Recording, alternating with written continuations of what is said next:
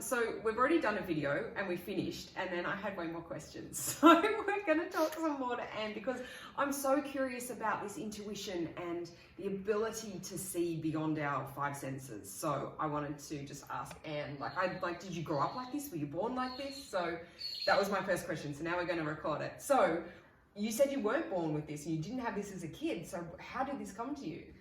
So when I lived in London, I was a complete skeptic, really. Like, even if I went to see a psychic, I'd be questioning, like, do they really know that? How have they found that out? You know, trying to catch them out. Always trying to question. And I'd never give them any indication or help. You know, if they had to tell me something, it was completely from them. Like, I wouldn't nod or anything.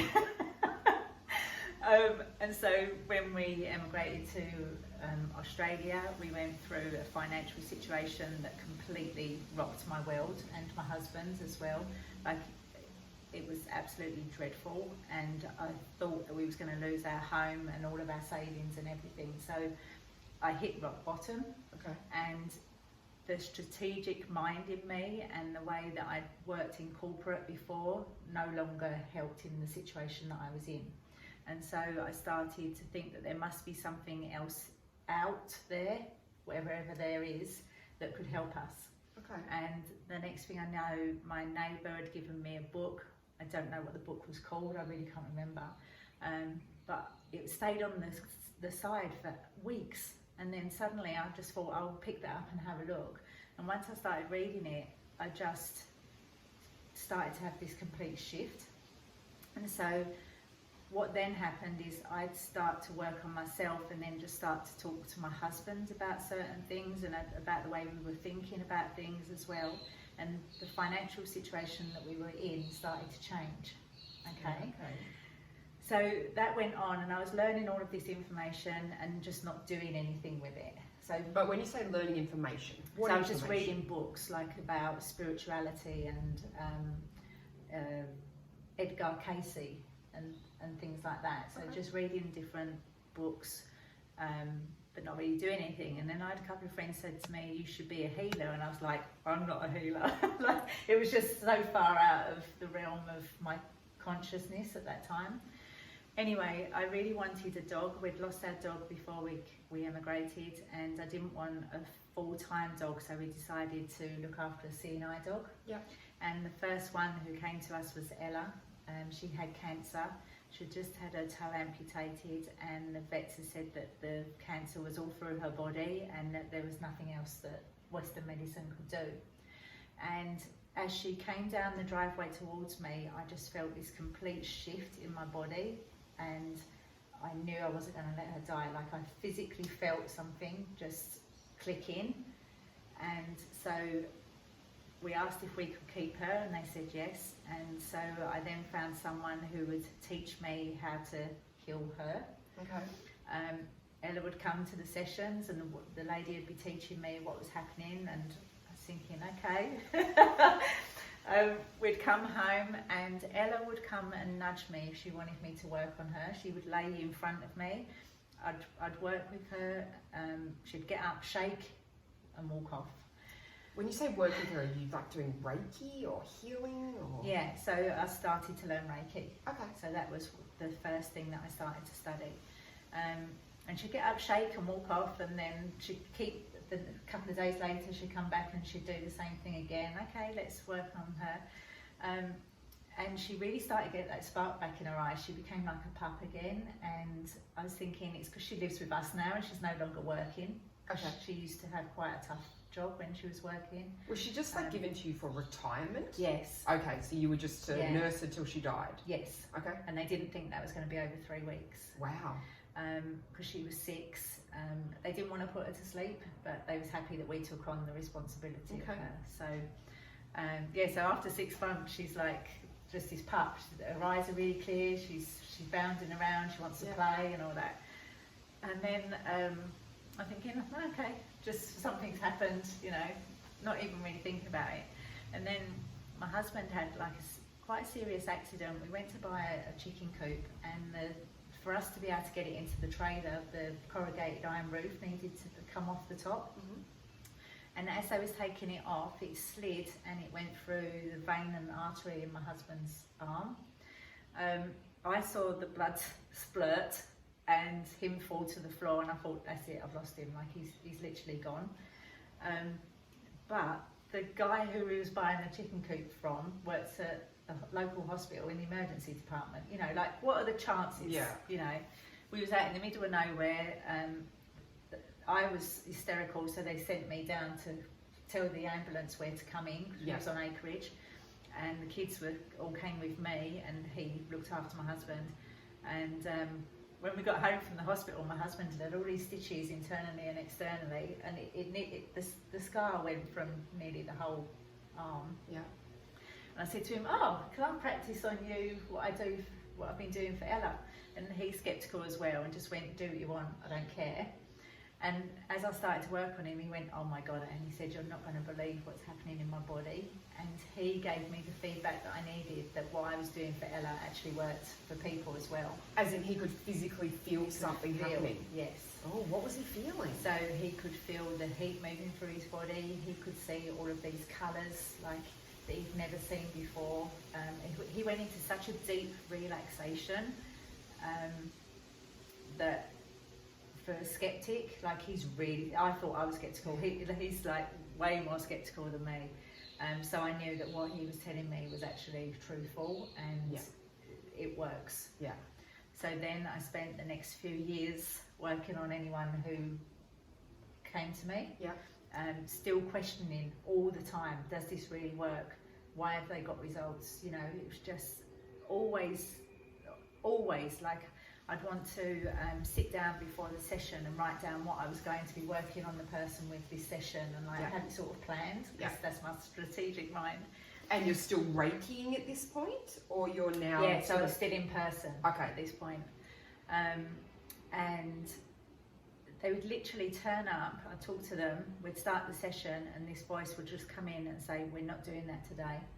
And then I would have to follow what I was being told, or what was being said, and so I just went with it, really. It was too real for me not to pass on the information. Yeah. It wasn't my information. I didn't know what had happened in certain situations for them. It would come up if they'd had a miscarriage. They hadn't told me that. It was just stuff that I wouldn't have known. Yeah. And so that went on for the next few years, and then I was in a coaching program. I flew over to America because I had to do it in person as well, a couple of times a year. And as we was in the audience, we had to go and do these group exercises, and the girl next to me just said to me, "How many more people are you going to need to work on before you believe that this works?" And it was like she'd hit me in the chest. Okay. And I knew that I could no longer keep questioning, and I just had to go with it. And my business has grown since then, and Ella was with us for 6 years, so she was nearly 12 when she left. Wow. She left with stomach issues, and it was funny because before the American thing, no, it was after the American thing actually, I knew that today was going to be her last day, and I was just lying on the floor with her and crying again. I'd been crying for weeks, and I just said to her, "When you've gone, I'm not going to do this work anymore." Why? And she lifted her head and she looked at me, and I heard her say, "Are you kidding me?" And I started laughing, but I then knew that it was what I'm here to do. Yeah. But why? Is it because she was dying and you're like, "Well, I couldn't stop you dying, so therefore I'm not going to do the work"? It was like that she was my teacher and my companion, and without her being there, then I was on my own to do it. But you know, she's been gone for quite a few years now, and I'm still doing it and loving it. And look at the effect that she still has on you. Yeah. Yeah. Oh, she changed my life. She was my teacher. If she hadn't have come into my life, there is no way that I'd be doing what I'm doing now. Yeah. Yeah. So, isn't it amazing the way that souls come to you? Yeah. Yeah. Oh, it was a soul contract without a doubt. Like I really believe in soul contracts and certain people and animals are in our lives because there's things that they need to teach us. And she was definitely one of those. Beautiful. Yeah. So do you think that the consciousness that you're receiving and that's flowing through you has gotten louder over time and more clear? You're just tuned in and it's like, right, this is what we need to do. Yeah, I don't really think about it. Like, I don't need to prepare before a session. Yeah. Because you can just trust that you will be guided as to what is the right thing to do for this person. Yeah. That's amazing. Yeah. And it's amazing the way that so many people in the world talk about that, like even artists. They're like, I didn't create that masterpiece, it came through me. Yes. Yeah.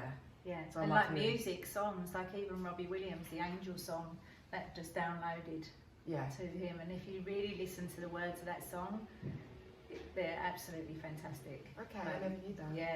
Yeah. So it just takes us really into a different space with what he's saying. And again, it's just another way of the whole world singing that particular song and raising the vibration. Yeah. So. And I love learning about that stuff, and I love learning that we need to stop pushing to achieve things and that we need to allow them to come through us. Yeah. And we don't know how to do that. No, it's hard.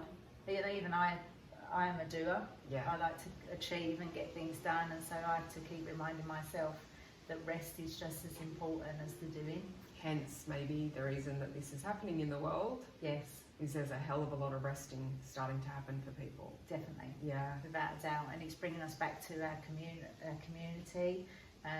It's opening our hearts and helping us be kinder to people and checking in on our neighbours and things like that, making sure that they're all okay. And things like groups that are called the kindness pandemic. And it's just constant examples of how did you experience kindness today? Or what did you do? Or what did you see? And and the hashtags we're in this together. Like it's beautiful. There are some beautiful things coming out of it. If you stop and choose which way you're going to look at it and look at the beauty. Yeah, you can either go down the fear path and just keep watching the media and all of the terrible statistics and everything, or you can choose that the universe is healing at this time, it's cleansing, and we're going to come out of it in a really beautiful way. Do you have thoughts on that? Because we hear things like the dolphins are coming into the Venice canals and, you know, there's no more smog and I mean, that is, you would assume is a given. The planes are grounded, we have, like, the earth is healing itself. But what happens when they're like, okay, COVID-19's gone, let's all go on holidays and all the planes go back up, and do you feel that it's going to go back to the same way it was? No. Okay. It's going to be different. We're going to appreciate things much more instead of just jumping on a plane or going in the car for, you know, short journeys and things like that. We're going to be thinking differently. I really believe that everyone's vibration is rising at the moment, so that we're in a different space as we come out of this situation, and it's going to really have an ongoing lasting effect. Awesome.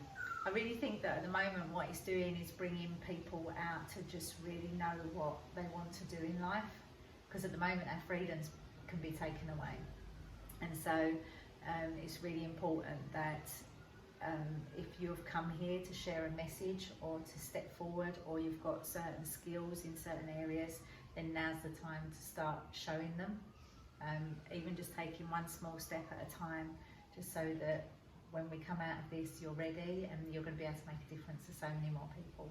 Awesome. Thank you for that, Anne. All right, sorry for the more questions. Okay, see you guys. Bye.